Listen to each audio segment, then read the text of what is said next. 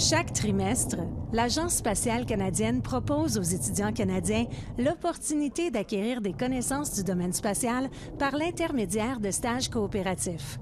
Si vous êtes un étudiant autochtone qui rêve d'atteindre les étoiles, n'attendez pas que la navette parte sans vous.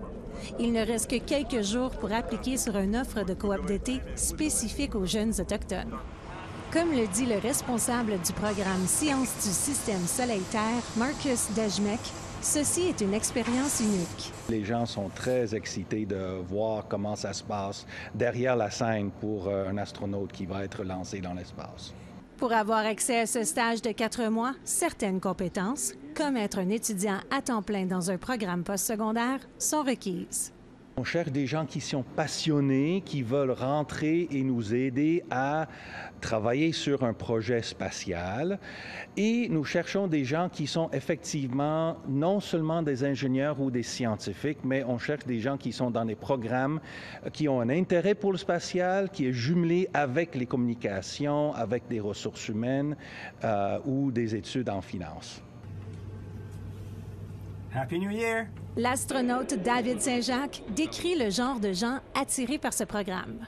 Ce que je trouve extraordinaire du programme spatial, c'est que c'est un moteur d'ingéniosité et d'innovation incroyable.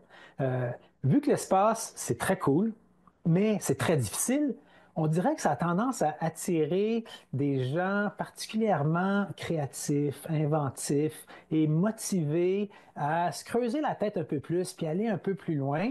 C'est souvent des gens, des penseurs un peu originaux mais rigoureux. C'est des gens qui savent rêver, mais aussi rendre leurs rêves réalité. C'est vraiment un bel univers où tout le monde est fier et enthousiaste de travailler un peu à ce beau rêve, qui n'est pas juste du rêve, mais aussi plein d'applications réelles. Cette campagne de recrutement d'étudiants autochtones rejoint personnellement David Saint-Jacques, qui était médecin dans une communauté inuite de la baie d'Hudson avant de devenir astronaute.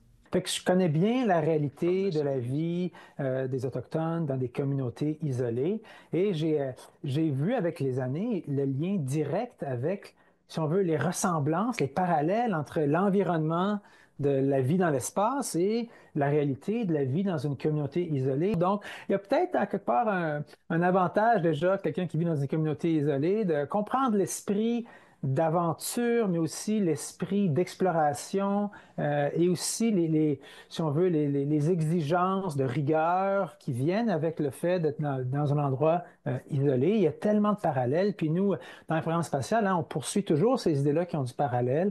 Dejmek a adoré travailler avec la dernière cohorte d'élèves autochtones. Ils sont bien posés, ils sont calmes et ils nous donnent beaucoup de créativité et leur propre perspective sur nos propres projets. La date limite pour soumettre sa candidature est dimanche le 26 janvier 2025. Et si vous croyez que ce rêve est trop gros pour vous? Si dans ton cœur, t'entends la petite voix qui te dit « Ah, ça serait donc bien cool de travailler dans le programme spatial », c'est parce qu'il faut que tu essayes. Il faut que tu essayes et puis... souvent, quand on est jeune, on se demande si c'est correct d'oser avoir un grand rêve. Oui, il faut avoir des grands rêves. Il faut se lancer dans des affaires qu'on trouve extraordinaires. Qui sait? Ceci peut lancer votre carrière dans l'univers.